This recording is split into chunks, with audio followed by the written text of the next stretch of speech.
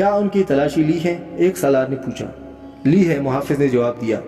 یہ کہتے ہیں کہ ہم تاجر ہیں، ان کا سارا سامان کھلوا کر دیکھا ہے، جامع تلاشی بھی لی ہے، ان کے پاس ان خنجروں کے سوا اور کوئی ہتھیار نہیں۔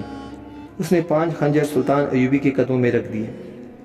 ہم مراکش کے تاجر ہیں، ایک تاجر نے کہا، اسکندریہ تک جائیں گے، 2 روز گزرے، ہمارا قیام یہاں سے 10 کوس پیچھے تھا۔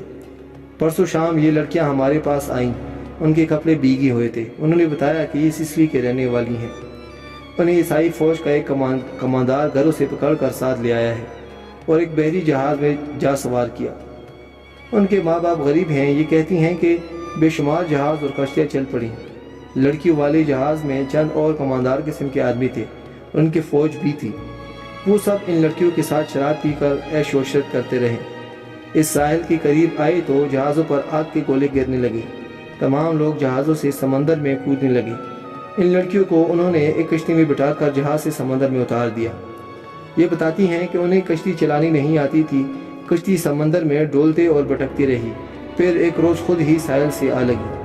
ہمارا قیام ساحل کے ساتھ تھا، یہ ہمارے پاس آ گئی، بہت ہی بری حالت میں تھی، ہم نے انہیں پناہ میں لے لیا، انہیں ہم دھتکار تو نہیں سکتے تھے، ہمیں کچھ سمجھ نہیں آ رہی تھی کہ ان کا کیا کریں، پچھلے پڑاؤ سے یہاں تک انہیں ساتھ لائے ہیں، یہ سوار آ گئے اور ہمارے سامان کی تلاشی لینے لگے۔ ہم نے ان سے تلاشی کی وجہ پوچھی تو انہوں نے بتایا کہ سلطان صلاح الدین ایوبی امیر مصر کا حکم ہے۔ ہم نے ان کی منت سماجت کی کہ ہمیں اپنے سلطان کے حضور لے چلو، ہم عرض کریں گے کہ ان لڑکیوں کو اپنے پناہ میں لے لے، ہم سفر میں ہیں، انہیں کہاں لیے پھریں گے۔ لڑکیوں سے پوچھا تو وہ سسلی کی زبان بول رہی تھی، وہ ڈری ڈری سی لگتی تھی، ان میں سے 2-3 اکٹھی ہی بولنے لگی۔ صلاح الدین ایوبی نے تاجر سے پوچھا کہ ان کی زبان کون سمجھتا ہے؟ ایک نے بتایا کہ صرف میں سمجھتا ہوں، یہ التجا کر رہی ہیں کہ سلطان انہیں پناہ میں لے لے، کہتی ہے کہ ہم تاجروں کے قافلے کے ساتھ نہیں جائیں گے، کہیں ایسا نہ ہو کہ راستے میں ڈاکو ہمیں اٹھا کر لے جائیں۔ ادھر جنگ بھی ہو رہی ہے، ہر طرف عیسائیوں اور مسلمانوں کے سپاہی بھاگتے دوڑتے پھر رہے ہیں، ہمیں سپاہیوں سے بہت ڈر آتا ہے۔ ہمیں جب گھروں سے اٹھایا گیا تھا تو ہم سب کنواری تھی، ان فوجیوں نے بحری جہاز میں ہمیں طوائفیں بنائے رکھا ہے۔ ایک لڑکی نے کچھ کہا تو اس کی زبان جاننے والے تاجر نے سلطان ایوبی سے کہا، یہ کہتی ہے کہ ہمیں مسلمانوں کے بادشاہ تک پہنچا دو، ہو سکتا ہے اس کے دل میں رحم آ جائے۔ ایک اور لڑکی بول پڑی، اس کی آواز رندیائی ہوئی تھی۔ تاجر نے کہا، یہ کہتی ہیں کہ ہمیں عیسائی سپاہیوں کے حوالے نہ کیا جائے، ہم مسلمان ہو جائیں گے بشرطے کوئی اچھی حیثیت والا مسلمان میرے ساتھ شادی کر لے۔ 2-3 لڑکیاں پیچھے کھڑی منہ چھپانے کی کوشش کر رہی تھی، ان کے چہرے پر گھبراہٹ تھی، بات کرتے شرماتی یا ڈرتی تھی۔ سلطان صلاح الدین ایوبی نے تاجر سے کہا، انہیں کہو کہ یہ عیسائیوں کے پاس نہیں جانا چاہتی، ہم انہیں اسلام قبول کرنے پر مجبور نہیں کر سکتے۔ یہ لڑکی جو کہہ رہی ہیں کہ مسلمان ہو جائیں گی بشرطے کہ کوئی مسلمان اس کے ساتھ شادی کر لے، اسے کہو میں اس کی پیشکش قبول نہیں کر سکتا، یہ خوف اور مجبوری کے عالم میں اسلام قبول کرنا چاہتی ہیں، انہیں بتاؤ کہ انہیں مجھ پر اعتماد ہے تو میں انہیں اسلام کی بیٹیوں کی طرح پناہ میں لیتا ہوں، اپنے دارالحکومت میں جا کر یہ انتظام کر دوں گا کہ انہیں عیسائی راہبوں یا کسی پادری کے پاس بھجوا دوں۔ ادھر پادری یروشلم میں ہوں گے۔ دوسری صورت یہ ہے کہ جب عیسائی قیدیوں کو آزاد کیا جائے گا تو میں کوشش کروں گا کہ ان کی شادیاں قابل اعتماد اور اچھی حیثیت کی قیدیوں کے ساتھ کر دوں، انہیں یہ بھی بتا دوں کہ کسی مسلمان کو ان سے ملنے کی اجازت نہیں ہوگی، اور انہیں اجازت ہوگی کہ کسی مسلمان سے ملے، ان کی ضروریات اور عزت کا خیال رکھا جائے گا۔ تاجر نے لڑکیوں کو ان کی زبان میں سلطان ایوبی کی ساری باتیں بتائیں تو ان کے چہروں پر رونق آ گئی، وہ ان شرائط پر رضامند ہو گئیں۔ تاجر شکریہ ادا کر کے چلے گئے۔ سلطان ایوبی نے لڑکیوں کے لیے الگ خیمہ لگانے اور خیمے کے باہر ہر وقت ایک سنتری موجود رہنے کا حکم دیا۔ وہ خیمے کی جگہ بتانے ہی لگا تھا کہ 6 صلیبی سلطان ایوبی کے سامنے لائے گئے، وہ بہت ہی بری حالت میں تھے، ان کے کپڑے بھیگے ہوئے تھے، کپڑے پر خون بھی تھا، ریت بھی، ان کے چہرے لاشوں کے مانند تھے۔ ان کے متعلق بتایا گیا کہ 1.5-2 میل دور ساحل پر بے سود پڑے تھے، وہ ٹوٹی ہوئی کشتی پر تیر رہے تھے۔ ایک دن کشتی پانی بھر جانے سے ڈوب گئی، یہ سب تیر کر ساحل تک پہنچے، کشتی میں 22 آدمی سوار ہوئے تھے، صرف یہ 6 زندہ بچے، ان سے چلا نہیں جاتا۔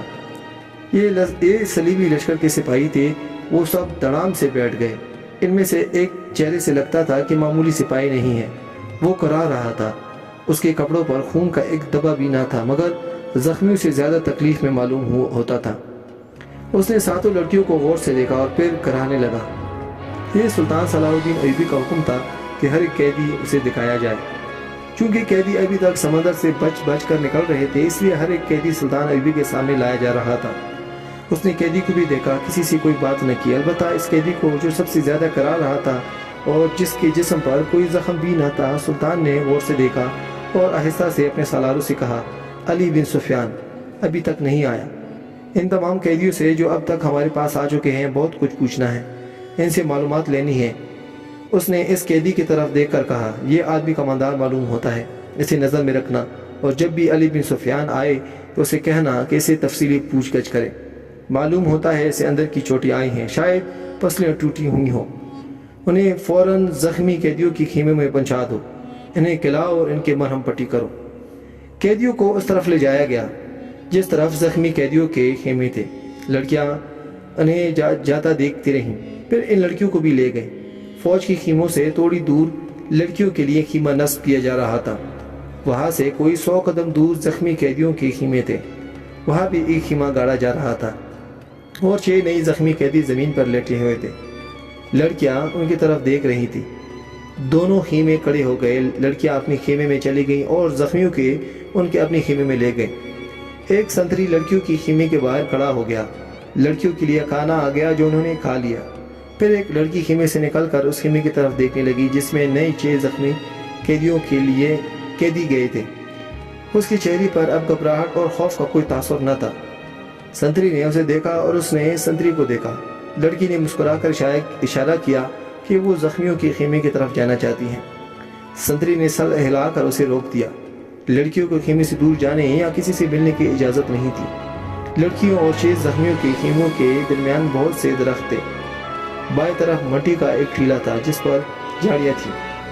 سورج غروب ہو گیا، پھر رات تاریک ہونے لگی۔ کیمپ کے غول غپاڑے پر نیند غالب آنے لگی اور پھر زخمیوں کے کرانے کی آوازیں رات کی سکوت میں کچھ زیادہ ہی صاف سنائی دینے لگی۔ دور پرے بحیرے روم کا شور دبی دبی مسلسل گونج کی طرح سنائی دے رہا تھا۔ سلطان صلاح الدین کے اس جنگی کیمپ میں جاگنے والوں میں چند ایک سنتری تھے، یا وہ زخمی قیدی جنہیں زخم سونے نہ دیتے تھے، یا صلاح الدین ایوبی کے خیمے کے اندر دن کا سما تھا۔ وہاں کسی کو نیند نہیں آئی تھی۔ سلطان ایوبی کے 3 سالار اس کے پاس بیٹھے تھے اور باہر محافظ دستہ بیدار تھا۔ سلطان ایوبی نے ایک بار پھر کہا، علی بن سفیان ابھی تک نہیں آیا۔ اس کے لہجے میں تشویش تھی۔ اس نے کہا، اس کا قاصد بھی نہیں آیا، اگر کوئی گڑبڑ ہوتی تو اطلاع آ چکی ہوتی۔ ایک سالار نے کہا، معلوم ہوتا ہے وہاں سب ٹھیک ہے۔ امید تو یہی رکھنی چاہیے، صلاح الدین ایوبی نے کہا، لیکن 50,000 کے لشکر نے بغاوت کر دی تو سنبھالنا مشکل ہو جائے گا۔ وہاں نفری 1,500 سوار اور 2,700 پیادے ہیں۔ ان کے مقابلے میں سوڈانی بہتر اور تجربہ کار عسکری ہیں اور تعداد میں بہت زیادہ ہیں۔ ناجی اور اس کے سازشی ٹولے کے خاتمے کے بعد بغاوت ممکن نظر نہیں آتی۔ ایک اور سالار نے کہا، قیادت کے بغیر سپاہی بغاوت نہیں کریں گے، پیش بندی ضروری ہے۔ صلاح الدین ایوبی نے کہا، لیکن علی آ جائے تو پتہ چلے گا کہ پیش بندی کس قسم کی جائے۔ صلیبیوں کو روکنے کے لیے تو سلطان ایوبی خود آیا تھا، لیکن دارالحکومت میں سوڈانی فوج کی بغاوت کا خطرہ تھا۔ علی بن سفیان کو سلطان ایوبی نے وہی چھوڑ دیا تھا تاکہ وہ سوڈانی لشکر پر نظر رکھے اور بغاوت کو اپنے خصوصی فن سے دبانے کی کوشش کرے۔ اسے اب تک صلاح الدین ایوبی کے پاس آ کر وہاں کے احوال اور قوائف بتانے تھے، مگر وہ نہیں آیا تھا، جس سے سلطان ایوبی بے چین ہوئے جا رہا تھا۔ وہ جب اپنے سالاروں کے ساتھ قاہرہ کی صورتحال کے متعلق باتیں کر رہا تھا، اس کے تمام کیمپ گہری نیند سو چکا تھا، مگر وہ 7 لڑکیاں جاگ رہی تھیں جنہیں سلطان ایوبی نے پناہ میں لے لیا تھا۔ ایک بار سنتری نے خیمے کا پردہ اٹھا کر دیکھا، اندر دیا جل رہا تھا۔ پردہ ہٹتے ہی لڑکیاں خراٹے لینے لگی۔ سنتری نے دیکھا وہ پوری ساتھ ہیں اور سو رہی ہیں، تو اس نے پردہ گرایا اور خیمے کے ساتھ لگ کر بیٹھ گیا۔ خیمے کے پردے کے ساتھ جو لڑکی تھی، اس نے نیچے سے پردہ ذرا اوپر اٹھایا، پردہ آہستہ سے چھوڑ کر اس نے ساتھ والی کے کان میں کہا، بیٹھ گیا ہے۔ ساتھ والی نے اگلی لڑکی کے کان میں کہا، بیٹھ گیا ہے، اور اس طرح کانوں میں یہ اطلاع 7 لڑکیوں تک پہنچ گئی کہ سنتری بیٹھ گیا ہے۔ ایک لڑکی جو خیمے کے دوسرے دروازے کے ساتھ تھی، آہستہ سے اٹھ کر بیٹھی اور بستر سے نکل گئی۔ بستر زمین پر بچھے تھے، اس لیے اوپر لینے والے کمبل اس طرح بستر پر ڈال دی جیسے ان کی نیچے لڑکی لیٹی ہوئی ہے۔ وہ پاؤں پر سرکتی خیمے کے دروازے تک گئی۔ پردہ ہٹایا اور باہر نکل گئے۔ باقی 6 لڑکیوں نے آہستہ آہستہ خراٹے لینے شروع کر دیے۔ سنتری کو معلوم تھا کہ یہ سمندر سے بچ کر نکلی ہیں، پناہ گزین لڑکیاں ہیں، کوئی خطرناک قیدی تو نہیں۔ وہ بیٹھ کر گھومتا رہا۔ لڑکی دبے پاؤں ایسے رخ پر ٹیلی کی طرف چلتی گئی جسے رخ سے اس کی اور سنتری کے درمیان خیمہ حائل رہا۔ ٹیلی کے پاس پہنچ کر اس نے اس خیمہ کا رخ کر لیا جس میں 6 نئے قیدی رکھے گئے تھے۔ رات تاریک تھی، وہاں کچھ درخت تھے۔ سنتری آپ ادھر دیکھتا بھی تو اسے لڑکی نظر نہ آتی۔ لڑکی بیٹھ گئی اور پاؤں سے سرک کر آگے بڑھنے لگی۔ آگے ریت کی ڈیریاں سی تھیں، وہ ان کی اوٹ میں سرکتی ہوئی خیمے کے قریب پہنچ گئی، مگر وہاں ایک سنتری ٹہل رہا تھا۔ لڑکی ایک ڈیری کے پاس لیٹ گئی۔ سنتری اسے سیاہ سائے کی طرح نظر آ رہا تھا۔ وہ اب 2 سنتری کے درمیان تھی، ایک اس کے اپنے خیمے کا اور دوسرا اپنے خیمے کا۔ اب 2 سنتری کے درمیان تھی کہ اس کے اپنے خیمے کا اور دوسرے درمیان کے خیمے کا۔ اس لیے ڈر تھا کہ مرتی کا سنتری اس کی طرف آ گیا تو بچی جائے گی۔ بہت دیر انتظار کے بعد سنتری دوسری زخمی کی طرف چلا گیا۔ لڑکی ہاتھوں اور گھٹنوں میں بڑھ کر خیمے تک پہنچ گئی اور پردہ اٹھا کر اندر چلی گئی۔ اندر اندھیرا تھا تو 3 زخمی آہستہ آہستہ کرا رہے تھے۔ شاید ان میں سے کسی نے خیمے کا پردہ اٹھتا دیکھ لیا تھا۔ اس نے نحیف آواز میں پوچھا، کون ہے؟ لڑکی نے منہ سے شی کی لمبی آواز نکالی اور سرگوشی میں پوچھا، رابن کہاں ہے؟ اسے جواب ملا، ادھر سے تیسرا۔ لڑکی نے تیسرے آدمی کے پاؤں ہلائے تو آواز آئی، کون ہے؟ لڑکی نے جواب دیا، موبی۔ رابن اٹھ بیٹھا، ہاتھ لمبا کر کے لڑکی کو بازو سے پکڑا اور اسے اپنے بستر میں گھسیٹ دیا۔ اسے اپنے پاس ہٹا کر اوپر کمبل ڈال دیا۔ بولا، سنتری نہ آ جائے، میرے ساتھ لگی رہو۔ اس نے لڑکی کو اپنے ساتھ لگا لیا اور کہا، میں اس اتفاق پر حیران ہو رہا ہوں کہ ہماری ملاقات ہو گئی ہے۔ ایک معجزہ ہے جس سے ظاہر ہوتا ہے کہ خدائی یسوع مسیح کو ہماری کامیابی منظور ہے۔ ہم نے بہت بری شکست کھائی ہے، لیکن یہ سب دھوکہ تھا۔ یہ وہی زخمی قیدی تھا جو دوسرے سے الگ تھلگ اور چہرے سے جسم جثت سے معمولی سپاہی نہیں بلکہ اعلیٰ رتبے کا کماندار لگتا تھا۔ صلاح الدین ایوبی نے بھی کہا تھا کہ یہ کوئی معمولی سپاہی نہیں، اس پر نظر رکھنا۔ علی بن سفیان اس سے تفتیش اور تحقیقات کرے گا۔ کتنے زخمی ہو؟ لڑکی نے اسے پوچھا، کوئی ہڈی تو نہیں ٹوٹی؟ میں بالکل ٹھیک ہوں، رابن نے جواب دیا، خراش تک نہیں آئی۔ انہیں بتایا ہے کہ اندر کی چوٹیں ہیں اور سینے کے اندر شدید درد ہے، لیکن میں بالکل تندرست ہوں۔ پھر یہاں کیوں آ گئے ہو؟ لڑکی نے پوچھا۔ میں نے بہت کوشش کی کہ مصر میں داخل ہو جاؤں اور سوڈانی لشکر تک پہنچ سکوں، لیکن ہر طرف اسلامی فوج پھیلی ہوئی ہے، کوئی راستہ نہیں ملا۔ ان 5 زخمیوں کو اکٹھا کیا اور ان کے ساتھ زخمی بن کر یہاں آ گیا۔ اب فرار کی کوشش کروں گا جو ابھی ممکن نظر نہیں آتی۔ اس نے ذرا غصے سے کہا، مجھے 2 سوالوں کا جواب دو۔ ایوبی کو میں نے زندہ دیکھا ہے، کیوں؟ کیا تیر ختم ہو گئے تھے یا وہ حرام خود بزدل ہو گئے ہیں؟ اور دوسرا سوال یہ ہے کہ تم 7 کی 7 لڑکیاں مسلمانوں کے قید میں کیوں آ گئیں؟ کیا وہ 5 مر گئے ہیں یا بھاگ گئے ہیں؟ وہ زندہ ہے، رابن، موبی نے کہا۔ تم کہتے ہو کہ خدا یسوع مسیح کو ہماری کامیابی منظور ہے، لیکن میں کہتی ہوں کہ ہمارا خدا ہمیں کسی گناہ کا سزا دے رہا ہے۔ صلاح الدین ایوبی اس لیے زندہ ہے کہ تیر اس کے پاؤں کے درمیان ریت میں لگا تھا۔ کیا تیر کسی لڑکی نے چلایا تھا؟ رابن نے پوچھا۔ کرسٹوفر کہاں تھا؟ اسی نے تیر چلایا تھا، مگر کرسٹوفر کا تیر خطا گیا۔ رابن نے حیرت سے تڑپ کر پوچھا، وہ کرسٹوفر جس کے تیر اندازی نے شاہ آکسٹن کو حیران کر دیا اور اس کے ذاتی تلوار انعام ملی تھی، یہاں آ کر اس کا نشانہ اتنا چوک گیا کہ 6 فٹ لمبا اور 3 فٹ چوڑا صلاح الدین ایوبی اس کی تیر سے بچ گیا۔ بدبخت کے ہاتھ ڈر سے کام گئے ہوں گے۔ فاصلہ زیادہ تھا، موبی نے کہا، اور کرسٹوفر کہتا تھا کہ تیر کمان سے نکلتے ہی لگا تھا کہ کھلی ہوئی آنکھ میں مچھر پڑ گیا ہے، اسی حالت میں تیر نکل گیا۔ پھر کیا ہوا؟ جو ہونا چاہیے تھا، موبی نے کہا۔ صلاح الدین ایوبی ساحل پر گیا تھا تو اس کی 3 کماندار بھی ساتھ تھے اور 4 محافظوں کا دستہ، اور ہر طرف پھیل گئے۔ یہ تو ہماری خوش قسمتی تھی کہ علاقہ چٹانی تھا۔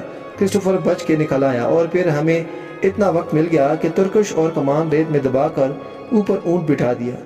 سپاہی آ گئے تو کرسٹوفر نے انہیں بتایا کہ وہ 5 مراکش کے تاجر ہیں اور یہ لڑکیاں سمندر سے نکل کر ہماری پناہ میں آئی ہیں۔ مسلمان سپاہیوں نے ہمارے سامان کی تلاشی لی، انہیں تجارت سامان کے سوا کچھ بھی نہ ملا۔ وہ ہم سب کو سلطان ایوبی کے سامنے لے گئے۔ ہم نے ظاہر کیا کہ ہم سسلی زبان کے سوا اور کوئی زبان نہیں جانتے۔ کرسٹوفر نے ایوبی سے کہا کہ وہ ہماری زبان جانتا ہے ہم ساتوں لڑکیوں نے چہروں پر گھبراہٹ اور خوف پیدا کر لیا۔ موبی نے رابن کو وہ ساری باتیں سنائیں جو سلطان ایوبی کے ساتھ ہوئی تھی۔ یہ 7 لڑکیاں اور 5 آدمی جو مراکشی تاجروں کے بیس میں تھے، حملے سے 2 روز پہلے ساحل پر اتر گئے تھے۔ 5 آدمی صلیبیوں کے تجربہ کار جاسوس اور کمانڈو تھے، اور لڑکیاں بھی جاسوس تھیں۔ جاسوس کے علاوہ ان کے ذمہ یہ کام بھی تھا کہ مسلمان سالاروں کو اپنے جال میں پھانسے۔ وہ خوبصورت تو تھی ہی، انہیں جاسوسی اور ذہنوں کی تخریب کاری کی خاص ٹریننگ دی گئی تھی۔ اس ٹریننگ میں اداکاری خاص طور پر شامل تھی۔ 5 مردوں کا یہ مشن تھا کہ سلطان ایوبی کو ختم کرنا اور ناجی کے ساتھ رابطہ رکھنا۔ یہ لڑکیاں مصر کی زبان روانی سے بول سکتی تھی، لیکن انہوں نے ظاہر نہیں ہونے دیا۔ رابن اس شعبے کا سربراہ تھا، اسے ناجی تک پہنچنا تھا، مگر سلطان ایوبی اور علی بن سفیان کی چال نے یہاں کے حالات کا رخ ہی الٹا کر دیا تھا۔ کیا تم سلطان صلاح الدین ایوبی کو جال میں نہیں پھانس سکتی؟ رابن نے پوچھا۔ ابھی تو یہاں پہلی رات ہے، موبی نے کہا۔ اس نے ہمارے متعلق جو فیصلہ دیا ہے، اگر وہ سچے دل سے دیا ہے تو اسے کا مطلب یہ ہے کہ وہ مرد نہیں پتھر ہے۔ اگر اسے ہمارے ساتھ کوئی دلچسپی ہوتی تو کسی ایک لڑکی کو اپنے خیمے میں بلا لیتا۔ اسے قتل کرنا بھی آسان نہیں ہے۔ وہ ایک ہی بار ساحل پر آیا تھا، مگر تیر خطا گیا۔ وہ سالاروں اور محافظوں کے نرغے میں رہتا ہے۔ ادھر ایک سنتری ہمارے سر پر کڑا ہے اور دوستو، اگر آپ ہمارے چینل پر نئے ہیں اور ایسی موٹیویشنل اور سبق آموز ویڈیوز دیکھنا چاہتے ہیں تو ہمارے چینل کو سبسکرائب کریں اور بیل آئکن پر کلک کریں تاکہ ہماری ہر نئی آنے والی ویڈیو آپ کو بلا تاخیر ملتے رہیں۔